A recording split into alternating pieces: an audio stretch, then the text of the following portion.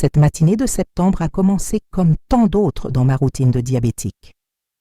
Le soleil entrait par la fenêtre de la cuisine pendant que je préparais ma première dose d'insuline du jour à 7 heures précises, comme je le faisais depuis 15 ans, depuis le diagnostic. Ma fille Béatrice avait insisté pour m'aider avec les médicaments ces derniers mois. « Maman, vous avez déjà 72 ans. Laissez-moi m'occuper de ça pour vous, » disait-elle, avec ce sourire affectueux qui m'avait toujours conquise depuis qu'elle était petite. Pendant que je partage cette histoire difficile avec vous, je vous demande de laisser votre like pour que plus de personnes puissent connaître ce récit. Peut-être qu'ainsi nous pourrons éviter que d'autres mères et pères vivent ce que j'ai vécu. À 72 ans, j'avais toujours été disciplinée avec mon traitement. Le diabète de type 2 n'était pas une plaisanterie, je le savais bien. Mais Béatrice et Mathieu, mon gendre, ont tellement insisté pour m'aider que j'ai fini par céder. Je voulais faire plaisir, maintenir l'harmonie familiale. « Vous n'avez pas besoin de vous soucier de ça, Madame Dominique », m'assurait Mathieu, avec une sollicitude qui, maintenant je m'en rends compte, aurait dû me rendre méfiante. La routine était toujours la même. Béatrice préparait la seringue avec la dose exacte, vérifiant soigneusement le flacon d'insuline. « Il faut que ce soit bien précis, maman, » disait-elle, en mesurant chaque unité. Mathieu restait à proximité, vérifiant constamment son portable. « Je regarde les infos », expliquait-il quand je lui demandais. Maintenant, je sais qu'il confirmait les horaires et dosages planifiés. « Voilà, maman, dose du matin administrée, » disait Béatrice, après l'injection dans mon bras. « Maintenant, on attend le déjeuner et après la dose de l'après-midi. » L'injection se faisait toujours au même endroit, dans le bras gauche. Béatrice était devenue experte en la matière, créant une petite marque rouge qui durait des heures. À chaque injection, je ressentais une brûlure différente, plus intense que la normale. « Venez vous asseoir un peu, maman. Vous avez l'air fatiguée aujourd'hui, » insistait Béatrice, me guidant gentiment vers le canapé. Quelque chose dans mon instinct de survie a déclenché une alerte. Pourquoi me sentais-je si faible juste après l'insuline? Le médicament était censé me faire sentir mieux, pas pire. « Je pense que ça va, ma fille, » ai-je répondu en essayant de me lever, juste un peu étourdie. C'est alors que j'ai remarqué un échange de regards entre Béatrice et Mathieu, un regard que je n'oublierai jamais. Ce n'était pas le regard de personnes inquiètes pour ma santé.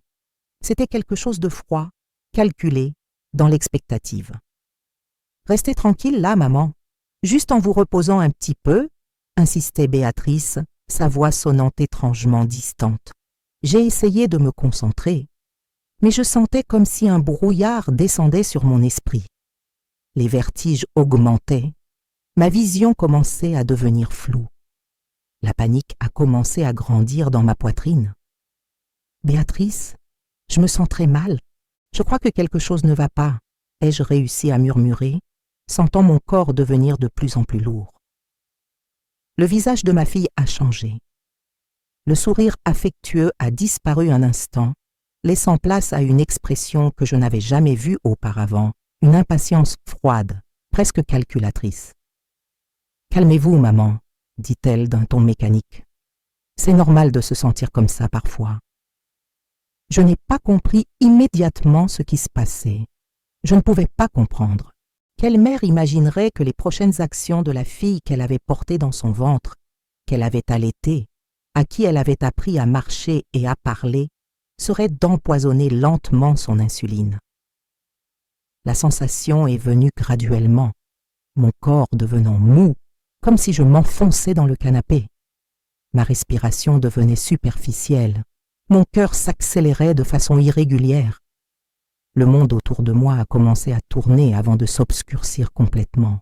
L'obscurité a semblé durer une éternité. On dit que dans ces moments-là, la vie passe devant les yeux comme un film. Pour moi, c'était des flashs déconnectés.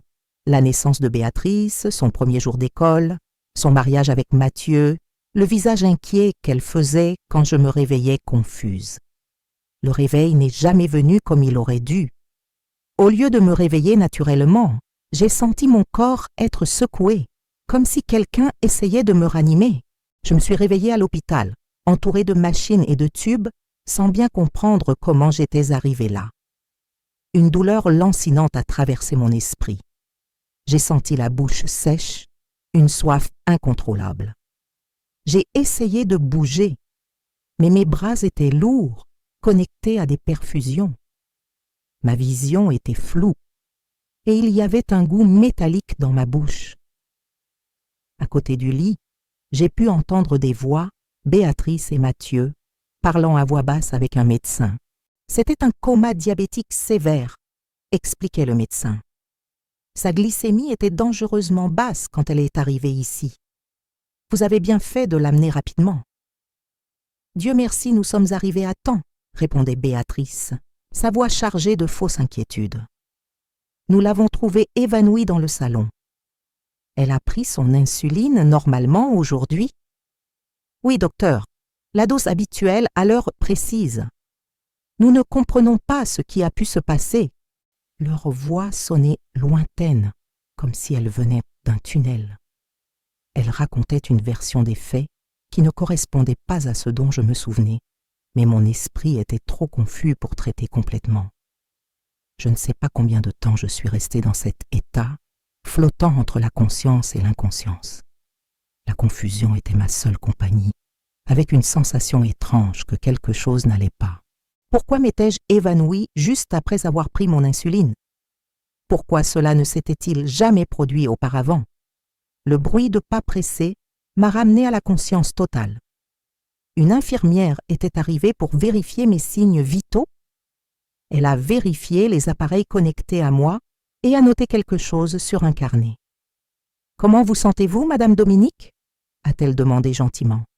Confuse, ai-je réussi à répondre d'une voix rauque. Je ne me souviens pas bien de ce qui s'est passé. Vous avez eu un épisode d'hypoglycémie sévère. Votre famille vous a amené juste à temps. Le sauvetage avait été rapide et efficace, selon ce qu'on m'a raconté après. Béatrice et Mathieu ont été présentés comme une fille et un gendre dévoués qui avaient trouvé la situation et agi rapidement. Chacun de leurs mouvements semblait calculé pour paraître une urgence médicale commune. « Madame Dominique, pouvez-vous nous dire si vous avez pris votre médicament aujourd'hui? Avez-vous mangé quelque chose de différent ?» J'ai essayé de me concentrer, mais les souvenirs étaient fragmentés. Je me souvenais de l'administration de l'insuline, de la sensation étrange qui a suivi, du regard échangé entre Béatrice et Mathieu. Mais tout semblait couvert d'un brouillard de confusion. À l'hôpital, le diagnostic initial était une hypoglycémie sévère causée par une possible overdose accidentelle d'insuline. Ça peut arriver avec les diabétiques âgés, j'ai entendu un médecin commenter. Parfois ils se trompent avec les doses ou s'injectent 2 fois sans s'en souvenir.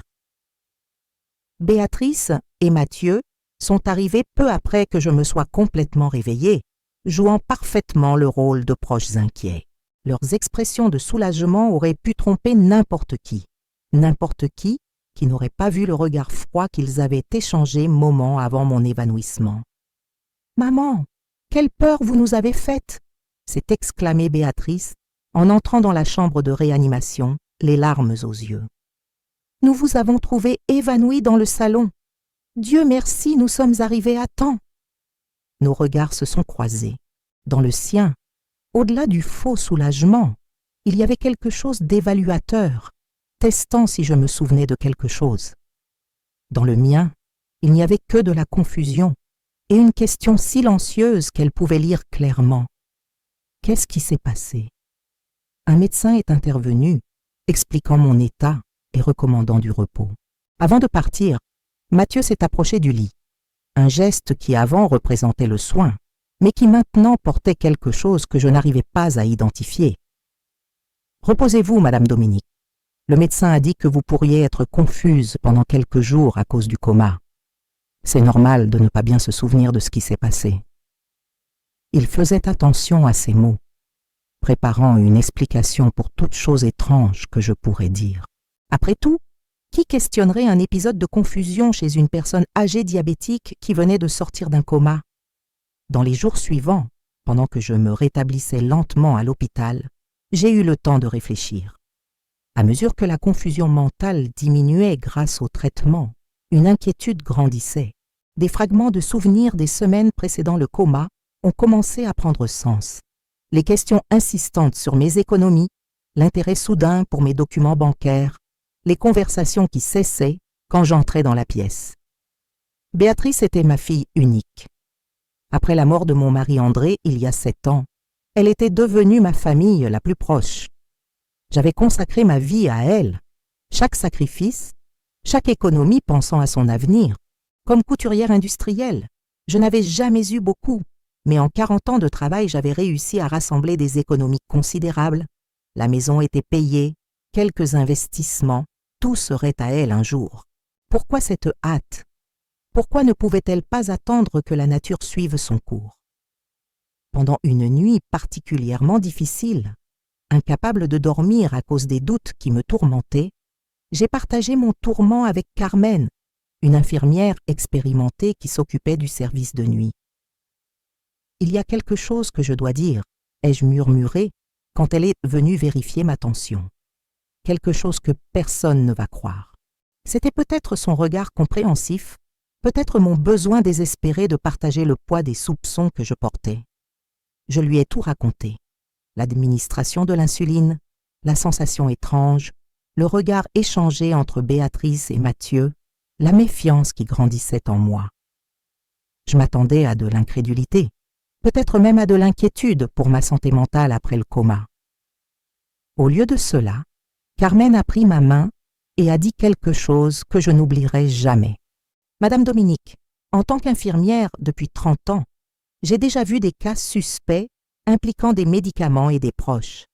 Des personnes âgées qui ont des épisodes inexpliqués quand il y a de l'argent en jeu. Je vais parler avec le médecin-chef de vos inquiétudes. » Le lendemain matin, Carmen est revenue accompagnée de 2 personnes, le docteur Henri, médecin endocrinologue, et Diane, assistante sociale de l'hôpital. Avec précaution mais sérieux, ils m'ont demandé de répéter mes soupçons. Ils ont posé des questions détaillées sur ma routine de médication, qui avait accès aux médicaments, et les changements récents dans la dynamique familiale. Nous allons demander quelques examens supplémentaires, a expliqué le docteur Henri avec prudence, et maintenir une observation plus proche de votre médication à partir de maintenant. Une semaine après ma sortie de l'hôpital, je suis rentrée à la maison avec des instructions médicales strictes et un suivi plus étroit. Béatrice et Mathieu se sont montrés encore plus prévenants, insistant pour continuer à aider avec ma médication. « Maman, après la peur que vous nous avez faite, nous n'allons plus jamais vous laisser prendre vos médicaments seuls, » a dit Béatrice, en prenant le flacon d'insuline du réfrigérateur. « Nous allons faire doublement attention à partir de maintenant. »« Oui, beaucoup d'attention, » répondais-je, observant attentivement chacun de ses mouvements, remarquant des détails qui passaient inaperçus auparavant. C'est pendant une de ces administrations attentionnées que j'ai remarqué quelque chose d'étrange. Béatrice a sorti l'insuline du réfrigérateur, mais avant de préparer la seringue, elle a ajouté quelque chose d'un petit flacon qu'elle a sorti de sa poche. Le mouvement était rapide, presque imperceptible, mais je faisais attention. Quand j'ai questionné sur la procédure, elle a expliqué rapidement. C'est un stabilisant que le pharmacien a recommandé, maman, pour que l'insuline fonctionne mieux. Mais je n'avais jamais entendu parler d'un tel produit, et à l'hôpital, personne n'avait mentionné aucun additif. Ma méfiance s'est intensifiée. 2 jours plus tard, c'est arrivé à nouveau. La même routine, administration de l'insuline améliorée, sensation de faiblesse progressive, vertige, puis l'obscurité.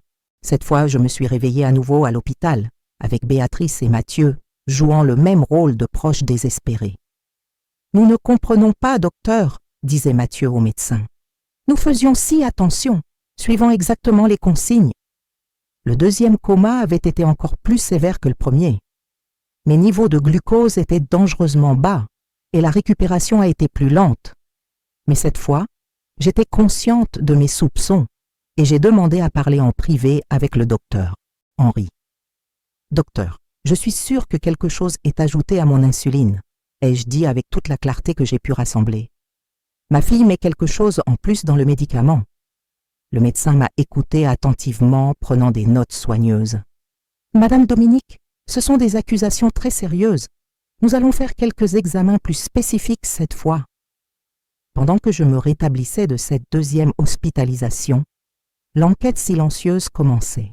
L'hôpital a décidé de garder des échantillons de sang pour des analyses plus détaillées et Carmen a été chargée de documenter tout comportement suspect des visiteurs. La troisième tentative s'est produite seulement 5 jours après ma deuxième sortie. Cette fois, j'étais préparée. Quand Béatrice est venue administrer l'insuline, j'ai fait semblant de dormir, mais j'ai gardé les yeux entr'ouverts. J'ai vu clairement qu'elle ajoutait un liquide supplémentaire d'un petit flacon avant de remplir la seringue. La dose administrée était encore plus importante cette fois. J'ai senti mon corps réagir presque immédiatement. Cœur qui s'emballe, sueur froide, une sensation que je m'enfonçais dans un puits sans fond. Mais avant de perdre complètement conscience, j'ai réussi à murmurer à Mathieu, qui pensait que j'étais déjà inconsciente. Je sais ce que vous faites. Ce troisième coma a été le plus grave. Quand je me suis réveillée à l'hôpital 3 jours plus tard, il y avait une atmosphère différente. Le docteur Henry était à côté de mon lit, accompagné de 2 personnes que je ne connaissais pas. « Madame Dominique, a-t-il dit calmement, j'aimerais vous présenter le docteur Auguste, toxicologue, et l'inspectrice Patricia. Ils ont besoin de parler avec vous. » Carmen, qui avait tout documenté, était présente aussi. Elle a tenu ma main pendant que le toxicologue expliquait les résultats qu'il venait de recevoir. « Madame Dominique, nous avons trouvé dans votre sang une concentration d'insuline 15 fois supérieure à la dose thérapeutique normale. Cela n'est possible qu'avec une administration intentionnelle de doses excessives. La confirmation de ce que je soupçonnais aurait dû m'apporter du soulagement, mais elle n'a apporté qu'une tristesse profonde. Ma propre fille m'empoisonnait littéralement petit à petit, probablement dans l'espoir que les comas progressifs soient vus comme une détérioration naturelle de ma condition diabétique. L'inspectrice Patricia, une femme expérimentée en crime contre les personnes âgées, a été directe. Nous avons suffisamment de preuves pour une enquête formelle, mais nous avons besoin de votre coopération pour documenter la prochaine tentative. L'idée de m'utiliser moi-même comme appât était terrifiante, mais c'était la seule façon de prendre Béatrice et Mathieu en flagrant délit. Je suis rentrée chez moi avec des équipements de surveillance discrets et des instructions pour agir normalement. 3 jours plus tard, quand Béatrice s'est approchée à nouveau avec la seringue préparée, j'étais surveillée à distance par l'équipe médicale. Cette fois, j'ai permis qu'elle administre la dose falsifiée, mais les ambulanciers attendèrent dehors. Quand j'ai commencé à présenter des symptômes, ils sont entrés immédiatement et ont trouvé Béatrice essayant de cacher le petit flacon d'insuline concentrée qu'elle avait utilisé pour falsifier ma médication. Le choc sur le visage de Béatrice quand elle a réalisé qu'elle avait été découverte est quelque chose que je n'oublierai jamais. Ce n'était pas seulement de la surprise, c'était le désespoir de quelqu'un qui voit un plan soigneusement élaboré s'effondrer. « Maman, ce n'est pas ce que ça semble, a-t-elle balbutié, pendant que les policiers lui passaient les menottes. Mathieu a tenté de fuir par la porte de derrière, mais a été capturé dans le jardin avec un flacon identique à celui que Béatrice avait utilisé. Les preuves étaient irréfutables. À l'hôpital, pendant que je me rétablissais du 4e épisode d'empoisonnement à l'insuline, le docteur Henry m'a expliqué la gravité de ce que j'avais subi. « Madame Dominique, chacun de ces comas aurait pu être fatal. Votre fille administrait des doses qui auraient pu facilement causer la mort par hypoglycémie. C'est un miracle que vous ayez survécu. » Carmen, qui était devenue non seulement mon infirmière, mais une sorte d'ange gardien, est restée à mes côtés pendant toute la récupération. « Vous avez été très courageuse, » a-t-elle dit. « Sans votre persistance à dénoncer les soupçons, cela aurait pu continuer jusqu'à... » Elle n'avait pas besoin de finir la phrase.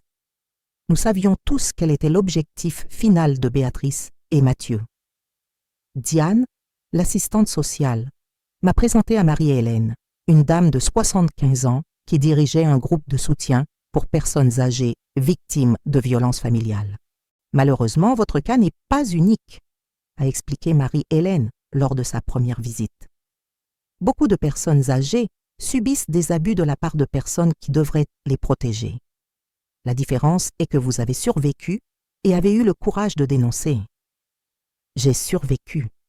Pour une raison inexplicable, mon organisme a résisté à 3 tentatives délibérées d'assassinat par overdose d'insuline. Les médecins disaient que c'était une combinaison de chance et de constitution physique résistante. Je préférais croire qu'il y avait un but plus grand. Pendant que je me rétablissais lentement, l'enquête avançait rapidement. Mes dénonciations, les examens toxicologiques, les preuves trouvées avec Béatrice et Mathieu, les images de sécurité de l'hôpital, tout formait un dossier solide et incontestable. Pendant l'enquête, on a découvert que Béatrice devait une somme considérable à des usuriers à cause de son addiction aux jeux en ligne, et Mathieu était au chômage depuis presque 1 an. Mes économies de 40 ans de travail représentèrent la solution à tous leurs problèmes financiers. Les recherches sur l'ordinateur de Mathieu ont révélé des recherches sur overdose d'insuline, symptômes de coma diabétique et combien de temps met une personne âgée pour mourir d'hypoglycémie. La planification avait été méthodique et froide. Malgré tout, la période jusqu'au procès serait longue et tendue.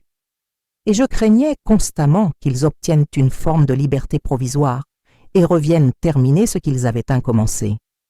Ces inquiétudes, je les partageais avec le groupe de soutien que Marie-Hélène avait organisé. Des personnes âgées comme moi, qui avaient survécu à différentes formes d'abus familial, formaient maintenant ma nouvelle famille choisie.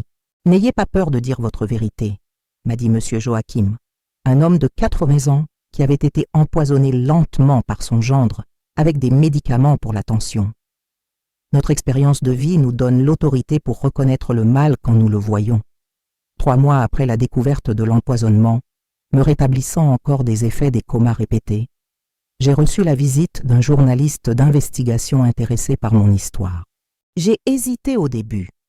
Exposer publiquement la tentative d'assassinat de ma propre fille semblait ajouter l'humiliation à la tragédie. « Madame Dominique, a dit le reporter respectueusement, des histoires comme la vôtre doivent être racontées, pas seulement pour la justice dans votre cas, mais pour alerter d'autres personnes âgées qui pourraient être en situation de risque, pour montrer qu'il est possible de survivre et de chercher de l'aide. » J'ai décidé de parler. L'article a été publié un lundi, titre principal, ma photo dans le lit d'hôpital. Le titre choquant. Une fille empoisonne sa mère diabétique avec une overdose d'insuline pour hériter de ses économies. L'histoire de la couturière qui a survécu pour dénoncer. La répercussion a été immédiate et intense. D'autres médias ont cherché des interviews.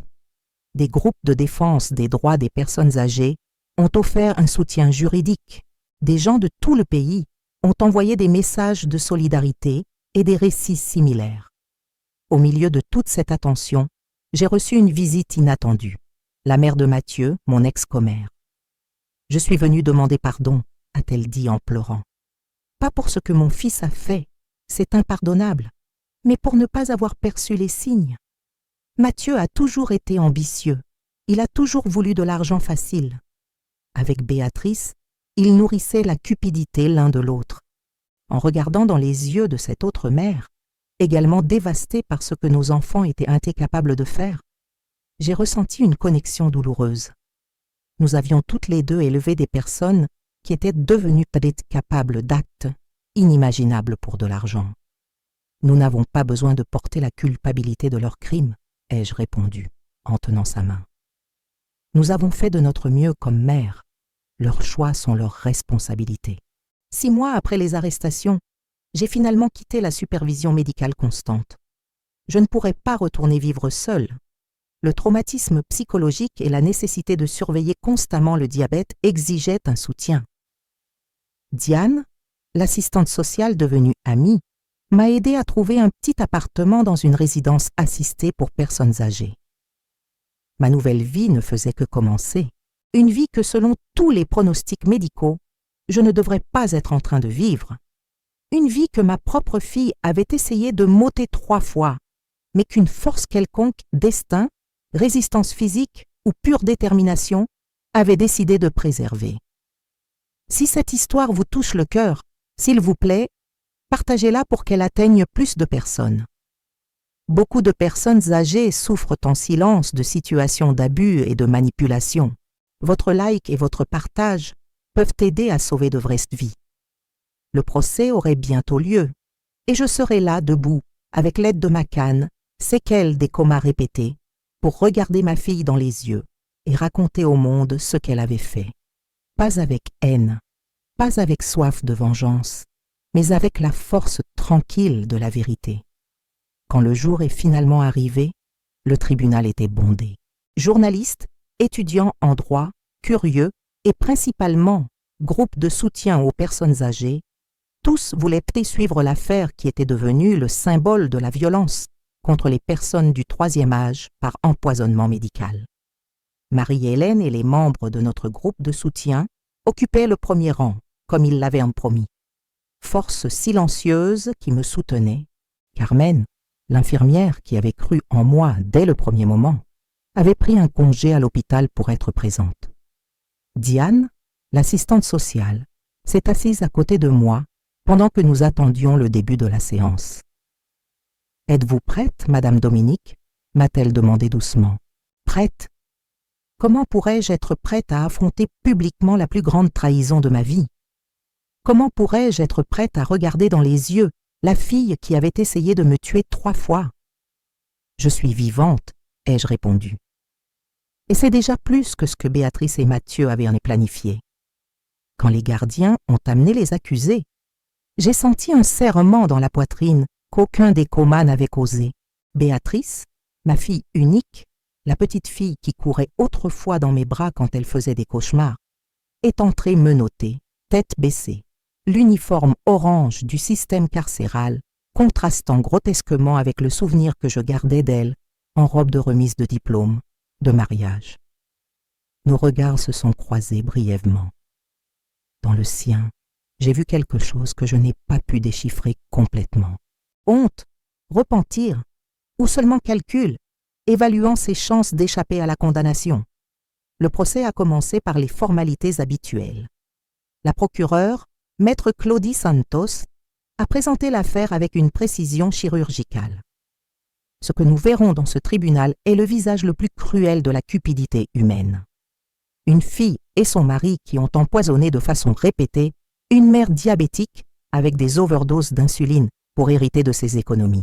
Un crime qui a échoué non par manque de détermination des accusés, mais par la résistance extraordinaire de la victime et son courage à dénoncer.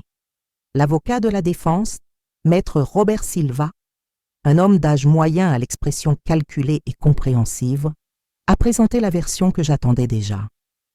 Ceci est un cas tragique de malentendu. Des épisodes diabétiques interprétés de façon erronée par une dame âgée qui, compréhensiblement, est confuse après de multiples comas. Les accusés sont des proches dévoués qui essayaient seulement d'aider avec la médication quand des accidents médicaux se sont produits. Puis les dépositions ont commencé. Le docteur Henry a reconstitué méthodiquement l'historique médical, montrant comme il était impossible que 3 comas consécutifs avec overdose d'insuline soient accidentels. Le toxicologue a présenté les examens qui révélaient des concentrations 15 fois supérieures à la normale. L'inspectrice Patricia a montré les preuves trouvées avec les accusés et les recherches compromettantes sur l'ordinateur de Mathieu. Et puis mon tour est arrivé. Avec l'aide de Diane, je me suis levée et j'ai marché lentement jusqu'au banc des témoins. J'ai senti des centaines d'yeux m'accompagner, certains compatissants, d'autres sceptiques, tous intenses. Le juge, un homme d'environ 55 ans à l'expression sévère, mais respectueuse, s'est légèrement penché pour mieux m'entendre. « Madame Dominique Mendonça Silva, pouvez-vous nous raconter avec vos propres mots ce qui s'est passé pendant ces 3 épisodes d'empoisonnement ?» J'ai respiré profondément et j'ai commencé à raconter. Ma voix, d'abord tremblante, a gagné en fermeté à mesure que le récit avançait. J'ai décrit chaque détail. L'insistance à aider avec la médication, les flacons mystérieux que Béatrice ajoutait à l'insuline, les regards échangés entre elle et Mathieu, la sensation progressive d'empoisonnement après chaque administration, les 3 comas qui ont failli me tuer. Pendant la 3e tentative, alors que je perdais conscience, j'ai réussi à murmurer à Mathieu que je savais ce qu'il faisait. J'ai vu la panique dans ses yeux. Il savait qu'il n'était plus possible de cacher. Un murmure a parcouru le tribunal. J'ai vu plusieurs personnes dans le public porter leurs mains à la bouche sous le choc. Quelques journalistes se penchaient frénétiquement sur leurs carnets. L'avocat de la défense, Maître Silva, s'est levé pour le contre-interrogatoire, son expression maintenant plus tendue. « Madame Dominique, vous avez subi de multiples comas diabétiques qui ont affecté votre fonction cérébrale. Les médecins ont confirmé que ce type de traumatisme peut causer de la confusion mentale et même de faux souvenirs. N'est-il pas possible que vous ayez interprété des soins médicaux normaux de façon déformée ? » « Non, maître, » ai-je répondu avec fermeté. J'étais parfaitement lucide quand j'ai vu ma fille ajouter des substances supplémentaires à mon insuline 3 fois consécutives, et parfaitement lucide quand les examens toxicologiques ont confirmé un empoisonnement délibéré. Vous ne trouvez pas pratique que ces soupçons ne soient apparus qu'après la 2e hospitalisation? N'auriez-vous pas pu créer ce récit par ressentiment ou confusion post-traumatique? Les soupçons ont confirmé ce que mon corps savait déjà, maître. Personne n'a 3 comas consécutifs par accident quand la médication est soigneusement supervisée par la famille. Pendant presque 2 heures, il a essayé de me discréditer, questionnant ma mémoire, ma relation avec Béatrice, suggérant que je pourrais être paranoïaque ou pleine de ressentiment. Je suis restée ferme, répondant à chaque question avec clarté et détermination. Restée jusqu'à la fin de cette histoire, parce que ce que l'analyse toxicologique a révélé était si choquant que même le procureur était resté sans voix au milieu de l'audience.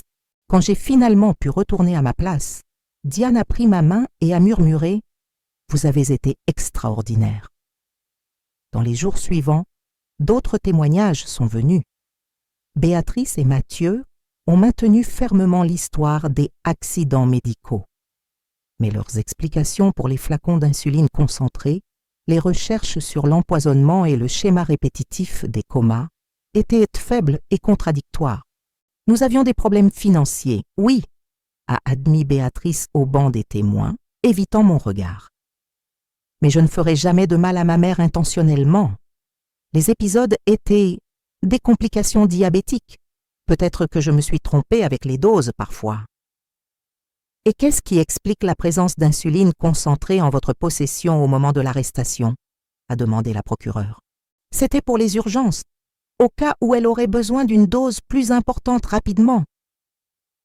C'est pendant la déposition de Mathieu que la première fissure est apparue. Plus jeune que Béatrice, moins expérimenté pour mentir sous pression, il a commencé à montrer des incohérences à mesure que l'interrogatoire avançait. Les épisodes étaient des accidents, insistait-il, transpirant visiblement. Nous n'avons jamais voulu nuire à Madame Dominique. Alors, comment expliquez-vous vos recherches sur Internet sur overdose d'insuline létale et tant de morts par hypoglycémie, a pressé la procureure. C'était pour mieux comprendre son état, pour pouvoir mieux l'aider. Le 4e jour du procès, après une pause déjeuner, quelque chose d'extraordinaire s'est produit. La procureure s'est levée avec une expression que je n'oublierai jamais, un mélange de choc et d'indignation profonde. « Monsieur le Président, a-t-elle dit, sa voix tremblant légèrement, nous venons de recevoir les résultats d'analyses supplémentaires qui ont été demandés pendant le procès.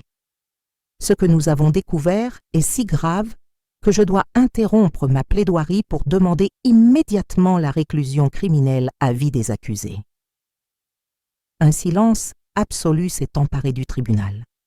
Même les journalistes ont arrêté d'écrire. Les nouveaux examens toxicologiques ont révélé qu'il ne s'agissait pas seulement d'overdose d'insuline, Les accusés ajoutaient du sulfate de magnésium à haute dose pour potentialiser l'effet de l'insuline et masquer l'empoisonnement comme des complications diabétiques naturelles. Le juge s'est penché en avant, clairement surpris. « Continuez, maître. Plus grave encore, nous avons trouvé des traces de 3 substances différentes utilisées en combinaison pour créer un cocktail létal qui simulerait une mort naturelle par complication du diabète. Nous ne parlons pas de tentative amateur d'empoisonnement.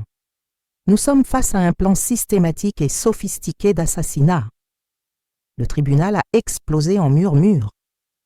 Béatrice est devenue visiblement pâle, tandis que Mathieu a commencé à transpirer abondamment. Les analyses montrent que si la 4e dose avait été administrée comme prévu, il aurait été mathématiquement impossible pour la victime de survivre. Nous sommes face à 3 tentatives d'homicide aggravées au degré maximum avec raffinement de cruauté.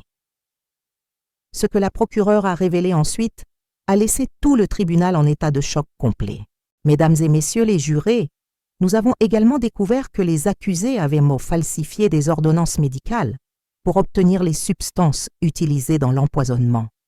Nous avons trouvé dans leur résidence des manuels de pharmacologie téléchargés d'Internet, des calculs de dosage létaux écrits à la main et, plus choquant encore, un calendrier détaillé planifiant la mort de la victime pour coïncider avec l'échéance de sa retraite, maximisant ainsi la valeur de l'héritage.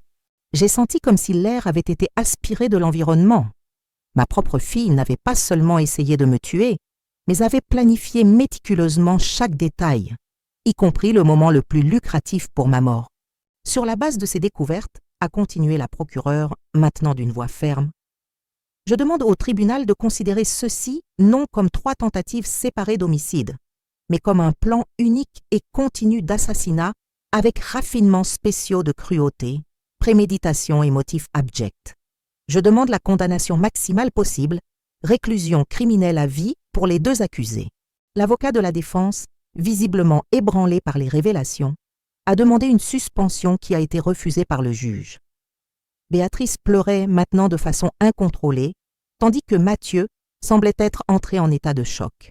« Je veux changer ma déposition », a dit Béatrice soudainement, sa voix coupant le silence tendu du tribunal. « Je n'en peux plus de mentir. » Son propre avocat a essayé de l'empêcher, mais elle a continué. Tout était planifié. Chaque dose, chaque coma, chaque visite à l'hôpital. Mathieu a tout recherché sur Internet. Nous avons calculé les doses pour que ça ressemble à une progression naturelle de son diabète. Le tribunal était dans un silence absolu maintenant. On ne pouvait entendre que le son de la ventilation. Ma mère avait des économies de presque 400 000 €. Je devais de l'argent à des usuriers à cause des jeux en ligne. Mathieu était au chômage. L'héritage semblait la seule issue. J'ai fermé les yeux, sentant une vague de nausée. Même maintenant, elle essayait de justifier l'injustifiable. Nous avons essayé 3 fois parce que les 2 premières n'ont pas fonctionné comme prévu. Elle était plus résistante que nous l'avions calculé. La 3e fois, nous avons tellement augmenté la dose que nous étions sûrs. Nous étions sûrs que ça marcherait. Mathieu essayait de lui faire signe d'arrêter de parler, mais Béatrice a continué, comme si un barrage avait cédé. Mathieu disait que ce serait comme si elle s'endormait et ne se réveillait plus, que ce serait sans souffrance. Mais je voyais le désespoir sur son visage à chaque coma, et malgré tout, nous avons continué. « Pourquoi confessez-vous maintenant ?» a demandé le juge, clairement surpris par le tournant des événements. Béatrice m'a regardé directement pour la première fois depuis que le procès avait commencé. Parce que je ne peux plus la regarder en sachant ce que nous avons fait. Parce que chaque nuit, je vois son visage pendant les comas. Parce que... Elle a hésité sanglotant.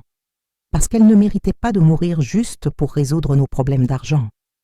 Le tribunal a été suspendu au milieu d'un tumulte de voix et de mouvements. Les reporters couraient pour utiliser les téléphones, le public commentait avec agitation, les avocats conversaient en groupe tendu.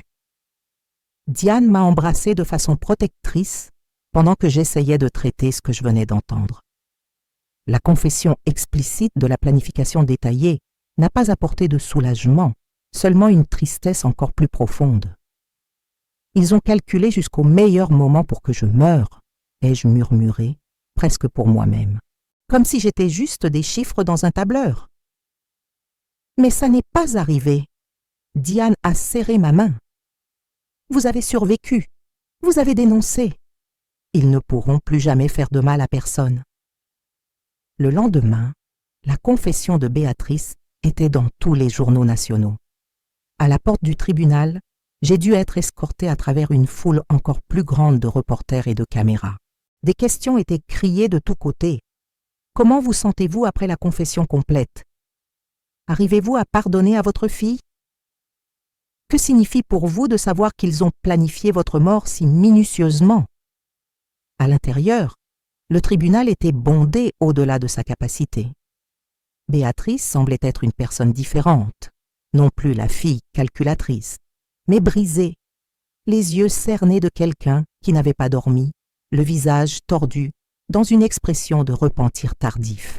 Le juge a annoncé qu'en vue de la confession complète et des preuves scientifiques supplémentaires, le procès serait conclu ce jour-là. La défense n'a pas réussi à présenter d'arguments convaincants contre les preuves accablantes. Cette affaire transcende une simple tentative d'homicide, a déclaré le juge dans sa sentence. Elle représente un des exemples les plus calculés et cruels de violence contre les personnes âgées que ce tribunal ait jamais jugé. La planification méthodique, l'usage de connaissances pharmacologiques pour masquer le crime et la froideur avec laquelle ils ont exécuté de multiples tentatives démontrent une dangerosité extrême. Quand le moment de la sentence finale est arrivé, la procureure a réitéré sa demande. Les accusés ont planifié systématiquement d'assassiner une mère et grand-mère pour hériter d'argent. Ils ont utilisé des connaissances scientifiques pour torturer la victime avec des comas répétés. Ils ont démontré une absence totale de remords jusqu'à être confrontés à des preuves irréfutables. Je maintiens la demande de réclusion criminelle à vie. Les avocats de la défense, visiblement défaits, ont fait des appels désespérés à la clémence, mais leurs mots ont sonné creux devant l'ampleur des preuves. Le juge s'est levé pour prononcer la sentence. Considérant la gravité exceptionnelle des crimes, la préméditation prolongée, l'usage de méthodes scientifiques pour masquer un homicide et la confession qui a révélé l'étendue complète du plan assassin, je condamne Béatrice Silva à 30 ans de réclusion criminelle et Mathieu Carvalho à 25 ans de réclusion criminelle, sans possibilité de libération conditionnelle avant d'avoir purgé les 2/3 de la peine. Pendant que les gardiens les conduisaient dehors, Béatrice m'a regardé une dernière fois. Il n'y avait plus de calcul dans ses yeux, seulement une compréhension tardive de l'abîme qu'elle avait créé entre nous. Le lendemain de la sentence, j'ai accordé une seule interview, pas pour parler du crime ou du procès, mais de ce que j'avais appris et de ce que j'aimerais que d'autres sachent. Ce qui m'est arrivé n'est pas un cas isolé, ai-je expliqué à la reporter. Quotidiennement, des personnes âgées sont victimes d'empoisonnement, de manipulation médicale, d'abus financiers, fréquemment par leurs propres proches. La différence est que beaucoup ne survivent pas pour dénoncer, ou quand ils survivent, ils n'ont pas la force de lutter contre ceux qui devraient les protéger. Arrivez-vous à comprendre ce qui a motivé votre fille? A demandé la journaliste, clairement impactée par l'histoire. Comprendre peut-être, accepter, jamais. J'ai fait une pause, choisissant soigneusement mes mots. Béatrice a fait des choix, chacun d'eux l'emmenant plus profondément dans l'obscurité. L'addiction au jeu, les dettes, les mensonges, et finalement, la décision que ma vie valait moins que l'argent de mes économies. Et qu'ont révélé les examens toxicologiques qui ont causé tant de chocs. Ce n'était pas seulement un empoisonnement à l'insuline, c'était un plan scientifique d'assassinat déguisé en complications médicales naturelles. Ma fille et mon gendre ont recherché, calculé et exécuté une méthode qui devait faire paraître ma mort comme une conséquence naturelle du diabète. Si ce n'avait été ma persistance à dénoncer les soupçons et la compétence de l'équipe médicale, cela aurait été considéré comme une mort naturelle. La reporter a hoché la tête gravement. Et maintenant, quelle est la prochaine étape de votre vie? Un petit sourire est apparu sur mes lèvres pour la première fois depuis longtemps. J'ai survécu à 3 tentatives d'assassinat par empoisonnement. J'ai survécu à la trahison la plus profonde imaginable. J'ai survécu à un procès qui a exposé les détails les plus sordides de la cupidité humaine. Je n'ai pas survécu à tout cela juste pour exister. J'ai survécu pour vivre avec un but. Restez jusqu'à la fin de cette histoire, parce que ce que l'analyse toxicologique a révélé était si choquant que même le procureur est resté sans voix au milieu de l'audience. Et je sais que beaucoup d'entre vous qui regardez peuvent connaître quelqu'un en situation de vulnérabilité. S'il vous plaît, ne cessez pas de regarder jusqu'à la fin. Ce que je vais partager peut aider à sauver des vies. Et si vous n'avez pas encore mis votre like, faites-le maintenant pour que ce message atteigne plus de personnes. Dans les semaines qui ont suivi le procès, l'affaire a continué à avoir des répercussions nationales. Mes paroles sur l'empoisonnement systématique des personnes âgées ont touché un nerf social. J'ai reçu des invitations pour participer à des émissions de télévision, donner des conférences, raconter mon histoire sur comment j'ai survécu aux 3 tentatives d'assassinat par overdose d'insuline. Initialement réticente, j'ai réalisé qu'il y avait une opportunité de transformer ma tragédie personnelle en catalyseur de changement. Avec l'aide de Marie-Hélène et du groupe de soutien, j'ai commencé à accepter certaines de ces invitations. C'était douloureux de revivre l'empoisonnement et les comas répétitivement, mais chaque fois que je partageais mon histoire, quelqu'un dans l'audience, généralement une personne âgée ou un proche, venait après partager des situations similaires qu'il vivait. Des gens qui trouvaient finalement le courage de chercher de l'aide, de briser des cycles d'abus médical. 6 mois après le procès, j'ai été invitée à une audience spéciale à l'Assemblée nationale, où on discutait d'un projet de loi pour augmenter les peines pour crimes d'empoisonnement contre les personnes âgées et créer des mécanismes de protection et de surveillance plus efficaces. Ce qui est arrivé à Madame Dominique Mendonça Silva, a dit la députée qui a proposé le projet, ne peut pas continuer à se passer en silence dans tout le pays. Nous avons besoin de lois plus strictes contre l'empoisonnement des personnes âgées, oui, mais aussi d'un changement culturel dans la façon dont nous protégeons nos diabétiques et les médicaments contrôlés. La soi-disant loi Dominique, comme elle a été surnommée par les médias, proposait un système national de surveillance des médicaments pour personnes âgées, une formation spéciale pour les professionnels de santé, pour identifier les signes d'empoisonnement délibéré, un contrôle rigoureux de la vente d'insuline concentrée et des peines augmentées pour crimes commis par manipulation médicale contre les personnes de plus de 60 ans. Pour moi, c'était une façon de donner du sens à ma douleur, de transformer mes 3 comas en tremplin métaphorique pour des changements réels dans la protection des personnes âgées diabétiques. Physiquement, ma récupération continuait. Les effets des comas répétés avaient laissé des séquelles permanentes. Je marchais avec une canne et marcherai probablement toujours. Je ressentais des épisodes de confusion mentale que les médecins disaient qui disparaîtraient difficilement complètement. Mon corps porterait pour toujours les cicatrices de ces jours d'empoisonnement. Mais à bien des égards, j'étais plus forte que jamais. J'étais devenue une voix pour ceux qui ne pouvaient pas parler, un visage pour une cause qui reste généralement invisible, une preuve vivante qu'il est possible de survivre au pire et encore trouver un but. 1 an après le procès, j'ai reçu une lettre dans la nouvelle maison où je vivais. Un petit appartement adapté à mes besoins dans la résidence assistée, près du cabinet de Diane, qui était devenue une fille pour moi. La lettre venait de la prison. C'était de Béatrice. J'ai beaucoup hésité avant de l'ouvrir. Que pourrait-elle dire qui ferait une différence? Quels mots pourraient donc possiblement justifier ou atténuer ce qu'elle avait fait? Finalement, avec Diane à mes côtés pour le soutien émotionnel, j'ai ouvert l'enveloppe. « Maman, je sais que je n'ai pas le droit de vous écrire, de perturber votre paix durement reconquise. Si vous décidez de jeter cette lettre sans la lire, je comprendrai complètement. Je n'écris pas pour demander pardon. Il y a des choses impardonnables, et ce que nous avons fait est en haut de cette liste. J'écris parce que j'ai pensé que vous devriez savoir quelque chose. Mathieu a été trouvé mort dans sa cellule il y a 2 mois. Suicide selon les gardiens. Je ne raconte pas cela pour éveiller votre compassion ou tristesse. J'ai juste pensé qu'en tant que mère, vous aviez le droit de savoir. Avant de mourir, il a laissé une confession écrite racontant tout, pas seulement les overdoses d'insuline, mais la planification complète qui a commencé des mois avant la première tentative. Des choses que même moi je ne savais pas complètement. La confession est avec les autorités maintenant. Il n'a jamais été l'homme que je pensais qu'il était. Quand nous nous sommes rencontrés, il recherchait déjà des façons d'empoisonner les gens sans laisser de traces. Je me suis juste laissé emporter par la cupidité et le désespoir des dettes. J'apprends beaucoup sur moi-même ici en prison, sur comment je me suis permise d'être consumée par la convoitise, par l'illusion d'argent facile, sur comment j'ai fermé les yeux sur le monstre qu'il était et sur le monstre que je suis devenue à ses côtés.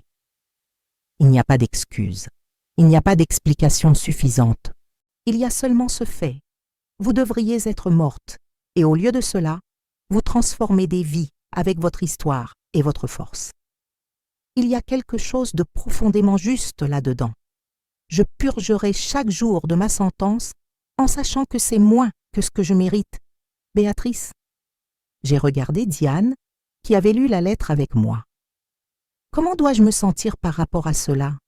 Ai-je demandé, presque à moi-même. Comment dois-je me sentir? Il n'y a pas de doigt ici, a-t-elle répondu gentiment. Vos sentiments, quels qu'ils soient, sont valides. Je suis restée silencieuse pendant longtemps. La nouvelle de la mort de Mathieu éveillait des émotions trop complexes pour être nommées. Ce n'était pas du soulagement, ce n'était pas de la satisfaction, ni même de la colère ou de la tristesse pure. C'était quelque chose de plus profond, un sentiment aigre-doux de fermeture, avec la constatation finale de la tragédie complète que notre histoire familiale était devenue. Ils étaient en ma famille, ai-je finalement dit. Aussi monstrueuses qu'aient été leurs actions, une partie de moi verra toujours Béatrice comme la petite fille qui prenait soin de moi quand j'étais malade. Et cette partie souffre maintenant. Diane a hoché la tête, comprenant la complexité impossible de la situation. Vous pouvez pleurer la famille que vous avez perdue il y a longtemps, sans diminuer la gravité de ce qu'ils ont fait. Dans les jours qui ont suivi, j'ai géré les nouvelles. Même comme criminel condamné, Mathieu avait fait partie de ma famille pendant des années. Il n'y aurait pas de deuil public, ni de déclaration de perte. J'ai gardé mes larmes pour des moments privés, pas pour l'homme qui avait essayé de m'empoisonner, mais pour l'illusion de famille que j'avais perdue bien avant ces jours de coma. 2 ans après le procès, la loi Dominique a finalement été adoptée. À la cérémonie de signature, j'ai été invitée à parler. Debout, avec ma canne maintenant compagne constante, j'ai regardé la mère de visage attentif. Cette loi ne ramène pas tout ce que j'ai perdu, ai-je dit d'une voix claire. Elle n'efface pas les cicatrices sur mon corps ou dans mon âme. Mais elle signifie que d'autres personnes âgées diabétiques auront des protections que je n'avais pas. Que d'autres proches réfléchiront à 2 fois avant de voir les médicaments comme des armes. Que d'autres professionnels auront des outils pour identifier l'empoisonnement délibéré avant qu'il ne soit trop tard. J'ai fait une pause, sentant le poids et l'importance du moment. J'ai survécu à 3 comas par overdose d'insuline pour une raison.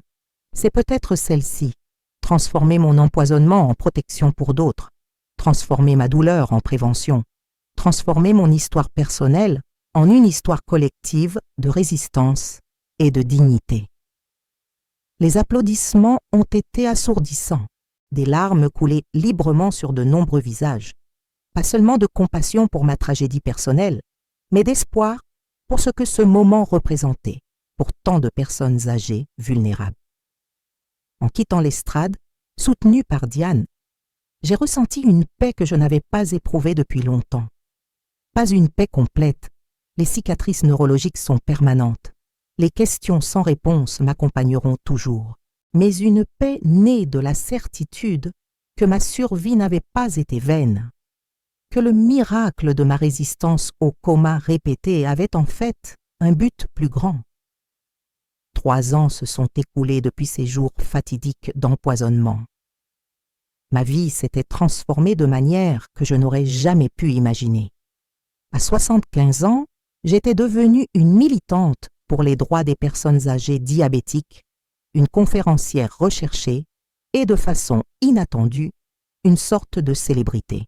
Le livre que j'avais écrit avec l'aide d'un journaliste, 3 comas, Survivre à l'empoisonnement familial, était devenu un best-seller national. Si cette histoire vous touche, abonnez-vous à la chaîne et activez les notifications, parce que malheureusement des cas comme le mien arrivent plus qu'on ne l'imagine, et je veux vous tenir informé pour que vous vous protégiez. Un jeudi matin, pendant que je prenais mon café contrôlé sur la terrasse de l'appartement où je vivais, j'ai reçu un appel surprenant. C'était une productrice d'une grande chaîne de télévision. « Madame Dominique, nous développons une mini-série basée sur votre histoire.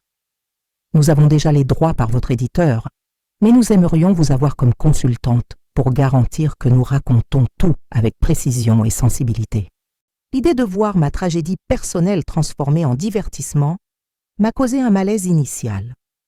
D'un autre côté, combien de personnes de plus pourraient être alertées sur les signes d'empoisonnement des personnes âgées? Combien de diabétiques vulnérables de plus pourraient s'identifier et chercher protection? Je vais y réfléchir, ai-je répondu prudemment. J'ai discuté de la proposition avec Diane et le groupe de soutien. Les avis étaient partagés. Certains voyaient cela comme une opportunité précieuse de sensibilisation massive sur l'empoisonnement médical.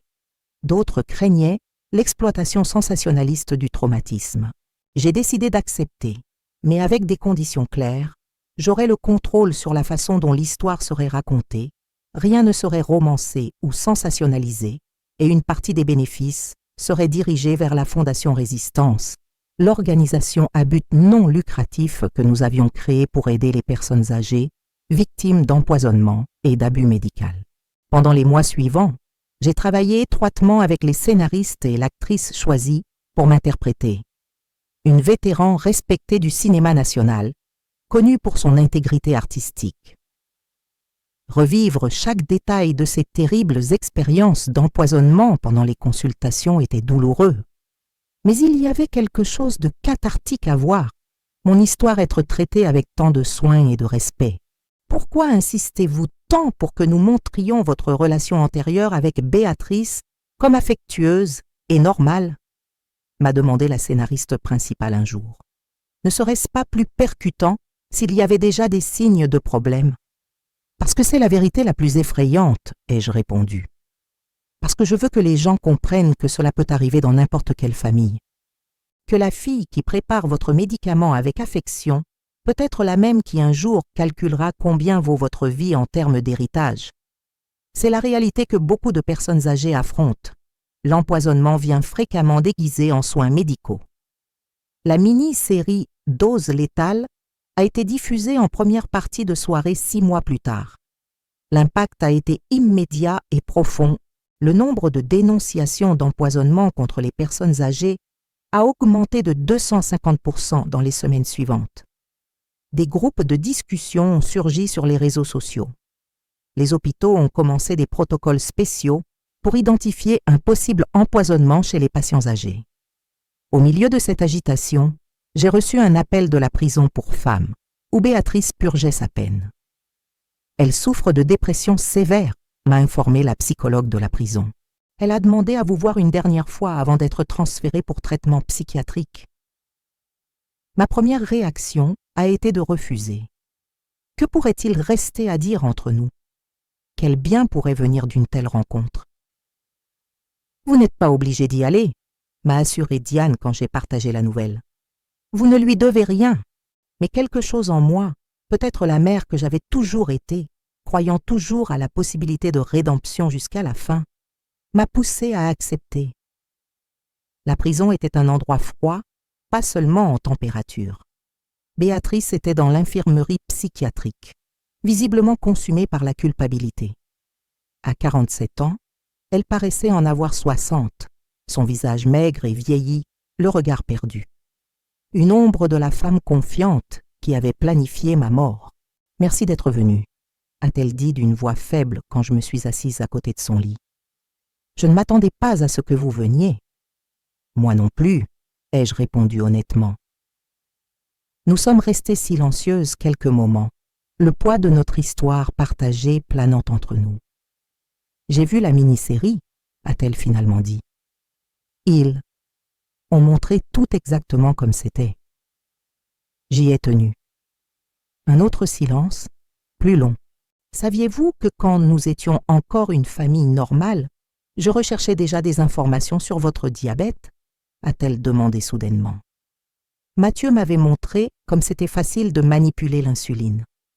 Il disait que ce serait comme si elle s'endormait et ne se réveillait pas, que ce serait sans souffrance.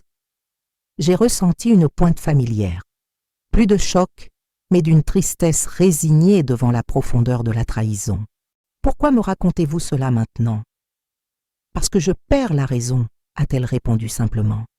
Et parce que j'ai passé les dernières années à essayer de comprendre comment je suis devenue capable d'empoisonner ma propre mère 3 fois de suite. Elle a respiré avec difficulté. Une infirmière est apparue brièvement pour la vérifier, puis nous a laissés seuls à nouveau. J'ai grandi en croyant que l'argent résolvait tout, a continué Béatrice. Quand les dettes de jeu ont commencé, quand Mathieu a perdu son emploi, vos économies semblaient la solution à tous les problèmes. Et ils rendaient tout si scientifique, si propre. Un empoisonnement à la fois jusqu'à l'abîme, ai-je commenté, me rappelant quelque chose que je disais fréquemment dans mes conférences. Exactement. Elle m'a regardé dans les yeux pour la première fois. Je ne demande pas pardon. Je sais que essayer de vous tuer 3 fois est impardonnable. Je voulais juste que vous sachiez que je vois tout ce que vous avez fait, les vies que vous avez sauvées, et que, aussi étrange que cela puisse paraître, je ressens de la fierté pour la force que vous avez trouvée. J'ai été surprise par sa lucidité momentanée. Qu'espérez-vous atteindre avec cette conversation, Béatrice? Rien, a-t-elle souri tristement. Je suis déjà au-delà d'espérer quoi que ce soit. Mais avant de perdre complètement la raison, je voulais dire quelque chose à quelqu'un qui pourrait peut-être comprendre. Quoi? Que même dans les histoires les plus sombres d'empoisonnement familial, parfois il existe une transformation. Pas pour les empoisonneurs. Mathieu et moi étions vraiment des monstres dans cette histoire, sans excuse, mais pour l'histoire elle-même. Vous avez transformé nos comas en conscience pour d'autres. Ces mots m'ont touché de façon inattendue. Ils ne diminuaient en rien l'horreur de ce qu'ils avaient fait, mais reconnaissaient le sens plus grand que j'avais réussi à extraire de cette tragédie. Combien de temps les médecins disent-ils qu'il vous reste avant le transfert? Ai-je demandé. Des semaines, peut-être un mois. J'ai hoché la tête. J'espère que vous trouverez la paix dans le traitement, Béatrice. Pas pour ce que vous avez fait, mais malgré cela. Elle a fermé les yeux, des larmes s'échappant par les coins. C'est plus que ce que je mérite. Quand je me suis levée pour partir, elle a parlé une dernière fois. Ces 3 comas, c'était vraiment un miracle que vous ayez survécu, n'est-ce pas? Je me suis arrêtée à la porte, la regardant par-dessus l'épaule. Oui, un miracle qui n'était pas pour moi seule, comme je l'ai découvert. Béatrice a été transférée pour traitement psychiatrique 3 semaines plus tard. J'ai appris par Diane qu'elle n'a plus jamais mentionné l'affaire, vivant dans un état d'amnésie sélective que les médecins ont considéré comme une forme de protection mentale. La mini-série Dose létale a gagné plusieurs prix nationaux et a été vendue à des plateformes internationales. À chaque nouveau pays où elle était diffusée, je recevais des messages de personnes impactées, des personnes âgées qui avaient trouvé le courage de questionner des médications suspectes, des proches qui avaient reconnu des signes d'empoisonnement et cherché de l'aide, des professionnels de santé inspirés à créer des protocoles de protection similaires aux nôtres. Lors d'un événement international sur la sécurité médicale pour les personnes âgées à Genève, j'ai été invitée à donner une conférence sur l'empoisonnement systématique de la population âgée. Diane m'a accompagnée. À 53 ans, elle était devenue non seulement mon amie la plus proche, mais une sorte de fille adoptive, la famille que j'avais choisie après avoir perdu celle que j'avais. Nerveuse, m'a-t-elle demandé en m'aidant avec les préparatifs pour la présentation. Un peu, ai-je admis. C'est différent de parler à des spécialistes internationaux sur l'empoisonnement comparé à nos conférences habituelles. Vous allez être formidable, comme toujours, a-t-elle souri, ajustant mon collier. Parlez juste du cœur, comme vous le faites toujours. L'auditorium était bondé, représentants d'organisations internationales de santé, délégations de divers pays, spécialistes en toxicologie. Quand j'ai été annoncé, j'ai senti le poids de la responsabilité de représenter non seulement mon histoire personnelle, mais celle de millions de personnes âgées vulnérables à l'empoisonnement dans le monde. Je m'appelle Dominique Mendonça Silva, ai-je commencé, ma voix ferme malgré la nervosité initiale. Il y a 3 ans, ma fille et mon gendre m'ont empoisonné 3 fois consécutives avec des overdoses d'insuline pour hériter de mes économies. Un murmure a parcouru l'auditorium, même pour ceux qui connaissaient déjà mon histoire par les médias internationaux. Entendre les mots directement de ma bouche avait un impact différent. J'ai survécu par une combinaison de résistance physique et de soupçons maternels qui m'a mené à dénoncer l'empoisonnement. Mais le vrai miracle n'a pas été de survivre au coma. Ce fut de découvrir qu'il y avait un but plus grand à cette survie. Pendant l'heure suivante, j'ai partagé non seulement mon histoire personnelle, mais des données alarmantes sur l'empoisonnement des personnes âgées globalement, des stratégies d'identification et de prévention que nous avions développées, et les résultats tangibles de la loi Dominique en France. Dans de nombreuses cultures, s'occuper de la médication des personnes âgées était vu comme un acte d'amour familial, ai-je continué. Aujourd'hui, cette confiance peut être exploitée par des personnes qui voient les personnes âgées comme des obstacles financiers. Quand nous permettons que des médicaments contrôlés soient manipulés sans supervision médicale adéquate, nous créons des opportunités pour un empoisonnement systématique. J'ai fait une pause, regardant les visages attentifs devant moi. Survivre à 3 tentatives d'assassinat par overdose d'insuline m'a appris que notre vulnérabilité en tant que personnes âgées ne réside pas seulement dans l'âge, mais dans la confiance que nous plaçons en ceux qui administrent nos médicaments. Nous avons besoin de protocoles médicaux plus rigoureux et de sensibilisation familiale sur les signes d'empoisonnement délibéré. À la fin de la présentation, j'ai reçu une ovation debout qui a duré plusieurs minutes. Des délégations de 8 pays différents ont demandé des réunions pour discuter de l'implémentation de lois similaires à la loi Dominique. Une organisation internationale a offert un financement pour étendre le travail de la Fondation Résistance à d'autres pays d'Europe. Cette nuit-là, lors d'un dîner offert par les organisateurs de l'événement, une médecin âgée s'est approchée de ma table.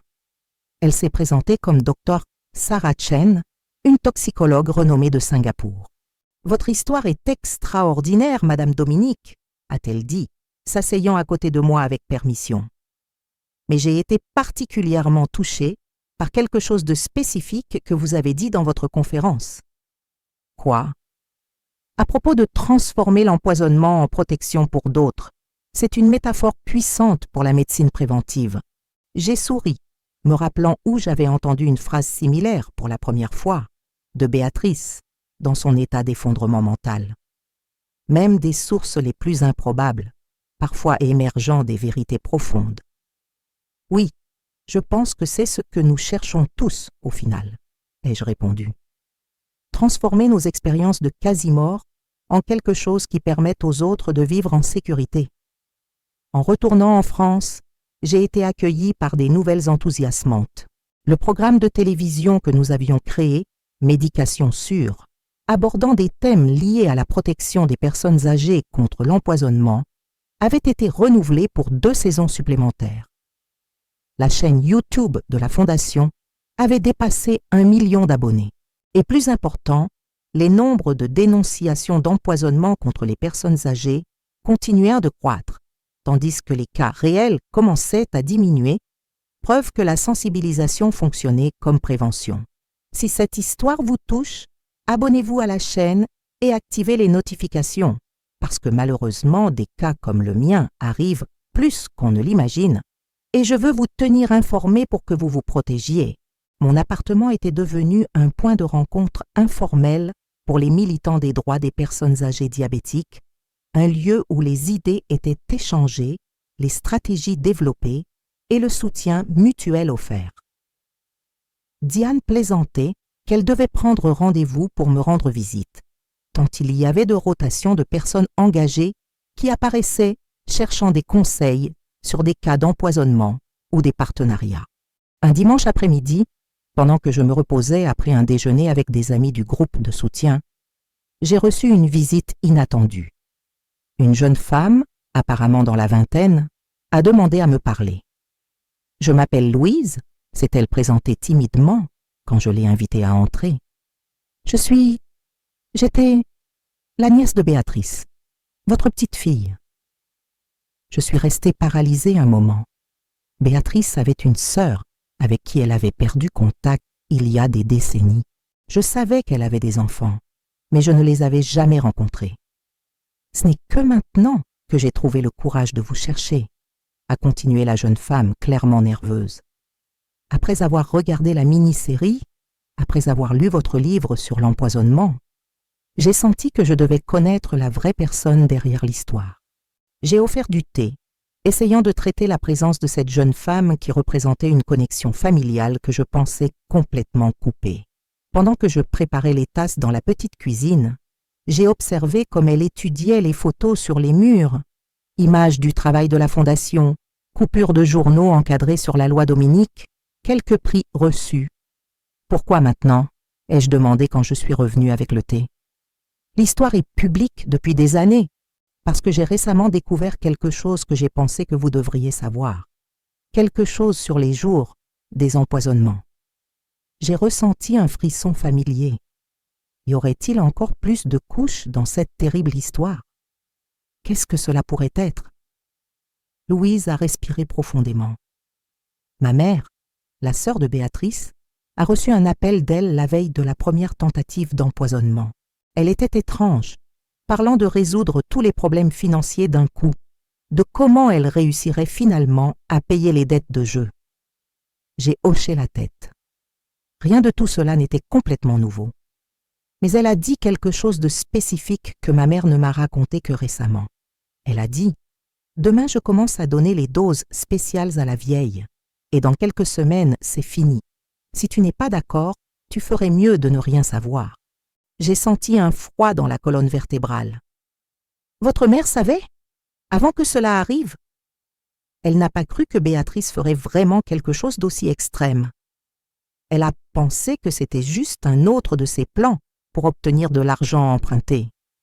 Elle n'a jamais imaginé qu'elle essaierait vraiment de vous empoisonner.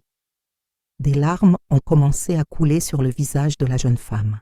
Quand la nouvelle des empoisonnements est sortie, quand Béatrice a été arrêtée, ma mère s'est effondrée. Elle s'est sentie partiellement responsable de n'avoir alerté personne. Elle est entrée en dépression profonde, a commencé à boire. Nous avons perdu contact avec toute la famille. Et pourquoi me racontez-vous cela maintenant? Parce que ma mère est décédée le mois dernier. Dans ces derniers jours, elle m'a demandé de vous chercher, de dire qu'elle est désolée, qu'elle a porté cette culpabilité de ne pas avoir agi quand elle aurait pu vous sauver. J'ai soupiré profondément, sentant le poids de la tragédie qui avait affecté non seulement moi, mais des cercles familiaux entiers que je ne connaissais même pas. Votre mère n'aurait pas pu prévoir que Béatrice serait capable d'empoisonnement systématique, ai-je dit gentiment. Elle était manipulatrice. Probablement que votre mère a pensé que c'était de l'exagération ou des paroles d'ivrogne. Malgré tout, elle aurait pu faire quelque chose. Nous aurions tous pu faire quelque chose de différent, ai-je réfléchi. J'aurais pu me méfier plutôt des soins supplémentaires avec ma médication. Les médecins auraient pu enquêter sur le premier coma plus profondément. Les pharmaciens auraient pu questionner l'achat fréquent d'insuline. Il y a toujours un « aurait pu » quand nous regardons en arrière. Nous sommes restées silencieuses quelques moments, chacune perdue dans ses propres pensées. « Vous êtes différente de ce que j'imaginais », a finalement dit Louise. « Après avoir vu la mini-série, je m'attendais à quelqu'un de plus. Amère? Révoltée? Peut-être, je ne sais pas. J'ai légèrement souri. J'ai été comme ça au début. La colère me consumait. Mais j'ai découvert que la colère, c'est comme prendre du poison en espérant que quelqu'un d'autre meure. Au final, cela ne nuit qu'à nous-mêmes. Comment avez-vous réussi à surmonter? Comment avez-vous réussi à transformer 3 tentatives d'assassinat en quelque chose de positif? C'était une question que j'entendais fréquemment, et pourtant, elle me faisait toujours réfléchir à nouveau.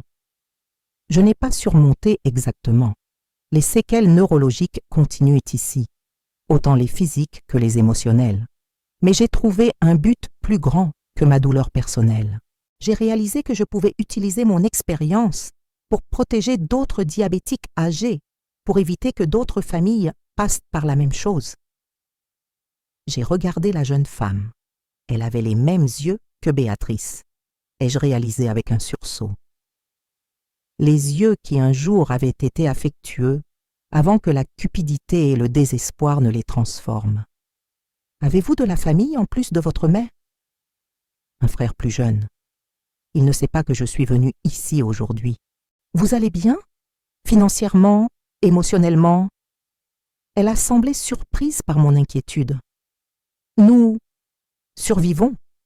Ce n'est pas facile de porter le nom de famille de quelqu'un qui est devenu célèbre pour avoir essayé d'empoisonner sa propre mère. J'ai hoché la tête avec compréhension. Les actions de Béatrice ont affecté beaucoup de vies au-delà de la mienne, y compris la vôtre apparemment. Vous me permettriez de vous rendre visite à nouveau un jour? Peut-être amener mon frère? Il a des difficultés à gérer toute cette histoire. La question m'a prise par surprise. Étrangement, j'ai ressenti une connexion avec cette jeune femme qui était techniquement ma petite fille, mais que jusqu'à aujourd'hui, je ne savais même pas qu'elle existait. Bien sûr, ai-je répondu sincèrement. Cette porte est ouverte pour vous. Quand Louise est partie, je suis restée sur la terrasse à l'observer marcher sur la route. Il y avait quelque chose de symbolique dans cette rencontre, un rappel que même les histoires les plus sombres d'empoisonnement familial peuvent avoir des suites inattendues, que les connexions humaines sont complexes et surprenantes, et que la guérison peut venir de sources imprévisibles. Si vous suivez cette histoire et vous souciez de la protection des droits des personnes âgées, laissez votre like et commentaire. Votre interaction aide à diffuser ce message important à ceux qui en ont le plus besoin. Cette nuit-là, assise dans mon fauteuil favori, j'ai réfléchi sur le voyage extraordinaire des 4 dernières années. De 3 comas par empoisonnement à une révolution dans la façon dont nous protégeons les personnes âgées diabétiques. De la quasi-fin de ma vie au début d'un mouvement qui transcendait maintenant les frontières. Ce qui avait commencé comme une tragédie personnelle inimaginable s'était transformé en catalyseur pour des changements réels et significatifs. La loi Dominique avait déjà protégé des milliers de personnes âgées diabétiques, fournissant des outils médicaux et légaux pour identifier et prévenir les empoisonnements. La Fondation Résistance s'étendait constamment, maintenant avec des bureaux dans 5 régions françaises. Le livre et la mini-série continuèrent d'atteindre de nouveaux publics, éveillant la conscience et inspirant la protection. Et moi, je m'étais transformée de victime en militante, de survivante en leader, d'une femme qui avait presque tout perdu à une qui avait découvert un nouveau but pour vivre. Les séquelles neurologiques des 3 comas m'accompagnaient encore quotidiennement, un rappel constant de ce qui s'était passé. La canne restait ma fidèle compagne. Certaines nuits étaient encore peuplées de cauchemars d'empoisonnement, de trahison.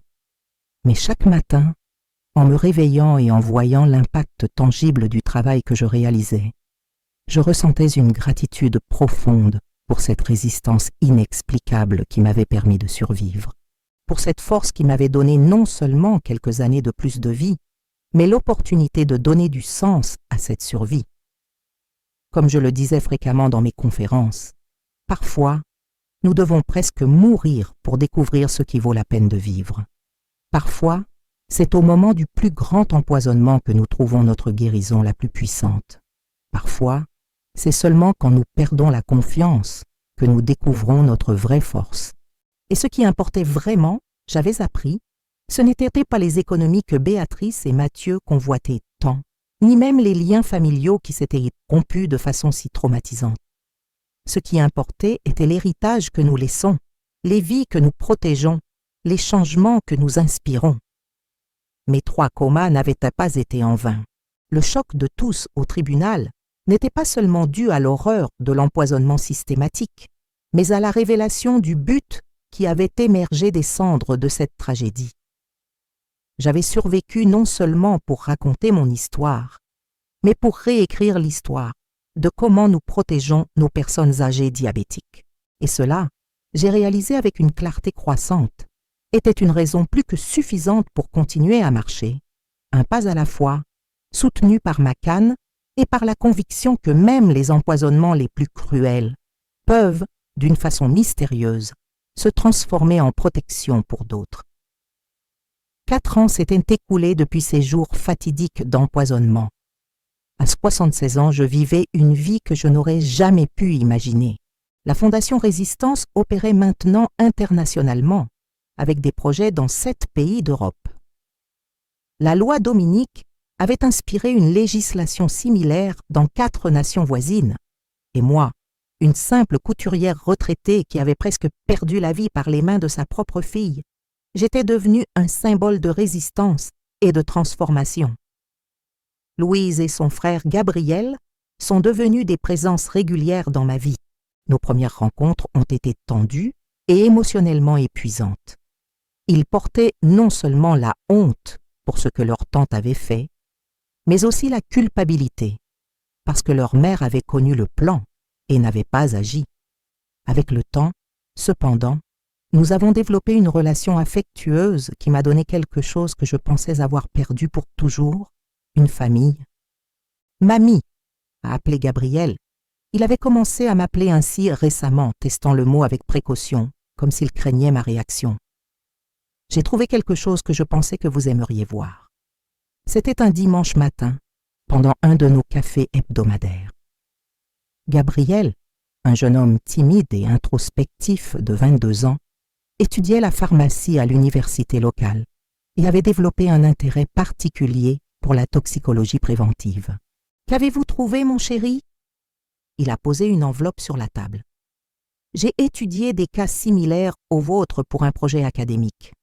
J'ai trouvé ceci dans les archives de l'hôpital où vous avez été soigné. » Dans l'enveloppe, il y avait une photographie médicale montrant les flacons d'insuline qui avaient été saisis avec Béatrice et Mathieu. Mais il y avait quelque chose de plus, un document que je n'avais jamais vu auparavant. « Où avez-vous trouvé cela ? Je pensais que tous les documents de l'affaire étaient avec la police. » Il y avait un dossier médical avec des copies des examens toxicologiques complets. Ce document n'a jamais été présenté au procès parce qu'il est arrivé après la condamnation. J'ai regardé le papier avec une attention croissante. C'était un rapport toxicologique supplémentaire montrant des analyses plus détaillées de ce qui avait été trouvé dans les flacons saisis. « Gabriel, c'est important. Qu'est-ce que cela signifie ?» Il a pointé vers une ligne spécifique du document. J'ai découvert quelque chose sur les substances qu'ils ont utilisées, sur la combinaison qui a failli vous tuer.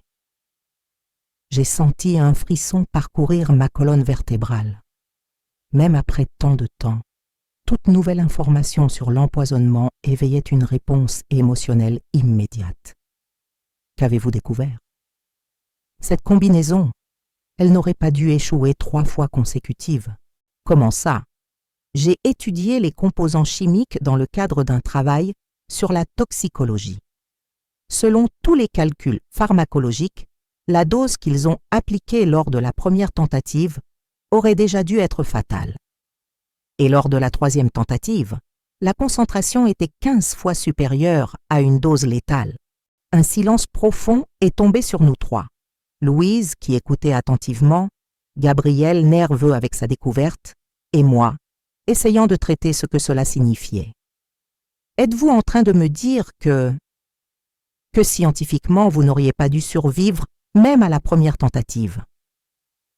Gabriel me regardait avec un mélange de fascination et de respect médical. C'est comme si comme si votre organisme avait développé une résistance extraordinaire à l'empoisonnement. Louise, toujours plus pragmatique, est intervenue. Ou cela peut être juste génétique. Certaines personnes sont naturellement plus résistantes à certaines substances. Résistance ou miracle ? Ai-je répondu doucement. Le fait est que je suis ici, et que cette survie avait un but qui continue de se déployer. Cet après-midi-là, après le départ des jeunes, je me suis assise sur ma terrasse en contemplant cette nouvelle information. L'idée que ma survie avait défié toutes les probabilités médicales semblait confirmer ce que j'avais toujours ressenti, qu'il y avait quelque chose de plus grand qui me protégeait. Je n'étais pas une personne particulièrement religieuse au sens traditionnel, mais j'avais toujours cru en une sorte de but plus grand dans l'univers. Cette révélation sur l'impossibilité scientifique de ma survie intensifiait cette sensation de destin défini. Une semaine plus tard, j'ai reçu une invitation pour participer à un documentaire international sur la résistance humaine aux empoisonnements. Le réalisateur, un cinéaste primé spécialisé en cas médicaux extraordinaires, voulait documenter mon histoire comme un cas d'étude scientifique. Votre cas défie des concepts médicaux établis, m'a-t-il expliqué par téléphone. Nous voulons montrer comment la résistance humaine peut surmonter même les calculs les plus précis de dosage létal. Diane, qui à 54 ans dirigeait maintenant officiellement la Fondation, m'a encouragée à accepter. Vous méritez que la science reconnaisse l'extraordinaire de votre survie, et votre histoire peut aider les chercheurs à mieux comprendre des cas similaires. Le documentaire allait être tourné sur 3 mois, incluant des interviews avec des toxicologues de plusieurs pays qui ont analysé mon cas. Les conclusions ont été surprenantes même pour les spécialistes. Du point de vue purement scientifique, a expliqué le docteur Martinez, toxicologue de l'Université de Barcelone, la survie de Madame Dominique représente une anomalie statistique extraordinaire. La combinaison de substances et de dosages utilisés aurait dû résulter en décès dans 99,7% des cas. Pendant les tournages, j'ai rencontré d'autres survivants d'empoisonnement de différents pays. Des personnes qui, comme moi, avaient défié les probabilités médicales et transformé leurs expériences en mission de protection d'autres. Comment avez-vous trouvé les forces pour non seulement survivre, mais transformer cela en une cause ? M'a demandé Maria, une dame espagnole de 82 ans qui avait survécu à l'empoisonnement par son gendre. La résistance physique nous maintient en vie, ai-je répondu tenant ses mains. Mais c'est la résistance du but qui nous maintient en lutte. Quand nous réalisons que notre survie peut protéger d'autres, nous trouvons des forces que nous ne savions même pas que nous avions. Le documentaire « Résistance impossible » a été lancé au Festival international de cinéma scientifique de Cannes, recevant l'acclamation tant de la critique que de la communauté médicale internationale. À la session de première, j'ai été invité sur scène pour une conversation post-projection devant un public de médecins, chercheurs et militants. Madame Dominique, a demandé un jeune chercheur dans l'audience, après avoir découvert que votre survie a défié toutes les probabilités scientifiques, comment cela affecte-t-il votre perspective sur ce qui s'est passé? C'était une question sur laquelle j'avais profondément réfléchi depuis les découvertes de Gabriel. La science peut expliquer beaucoup de choses, mais pas toutes, ai-je finalement répondu.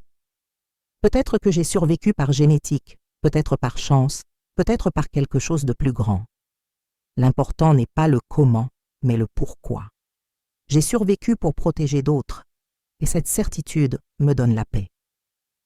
En concluant ma réponse, l'audience a éclaté en applaudissements qui ont duré plusieurs minutes. J'ai vu des larmes sur de nombreux visages, pas seulement de compassion pour mon histoire personnelle, mais d'inspiration pour ce qu'elle représentait sur la capacité humaine de transformer le trauma en but. 5 ans après les empoisonnements, à 77 ans, je continue mon voyage, littéralement et métaphoriquement. J'utilise encore une canne pour marcher, j'ai encore des épisodes de confusion mentale, je me réveille encore occasionnellement de cauchemars de coma. Mais ces limitations ne définissent pas ma vie, elles sont juste des rappels d'une histoire beaucoup plus grande. Une histoire sur comment, parfois, nous devons être empoisonnés pour découvrir notre vraie résistance. Comment, parfois, les pires trahisons familiales peuvent nous mener à nos buts les plus significatifs. Comment, parfois, les miracles médicaux viennent non pas sous la forme que nous attendons, mais exactement sous la forme dont nous avons besoin. La résistance qui a sauvé ma vie dans ces jours s'est déjà transformée en résistance de milliers d'autres personnes âgées, protégées par la loi Dominique. Mais son sens et son impact continuent de s'étendre, touchant des vies bien au-delà de ce que je pourrais jamais imaginer. Et peut-être que c'est le vrai miracle, non seulement que j'ai survécu à ces 3 empoisonnements impossibles, mais que l'empoisonnement lui-même soit devenu un vaccin qui continue à protéger d'autres avec moi.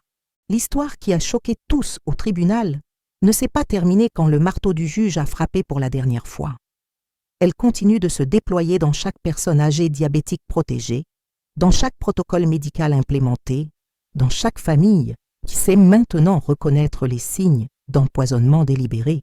Dans mes conférences, je conclus fréquemment par les mots qui sont devenus un mantra pour moi et pour tant d'autres.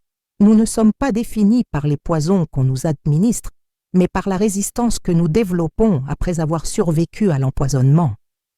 Et ceci, plus que toute autre chose, est la vérité que j'ai révélée au tribunal et que je continue à révéler au monde, que même dans les histoires les plus sombres de trahison familiale, existe la possibilité de résistance. Une résistance qui peut guider non seulement nous-mêmes, mais tous ceux qui luttent encore contre leurs propres empoisonnements. Je remercie du fond du cœur chacun qui a suivi mon histoire jusqu'à la fin. Si vous connaissez quelqu'un en situation vulnérable ou si vous avez été touché par ce récit, s'il vous plaît, partagez et aidez à diffuser ce message. Ensemble, nous pouvons protéger nos personnes âgées et transformer les tragédies en but. Laissez votre like, abonnez-vous à la chaîne et rejoignez-nous dans cette mission vitale.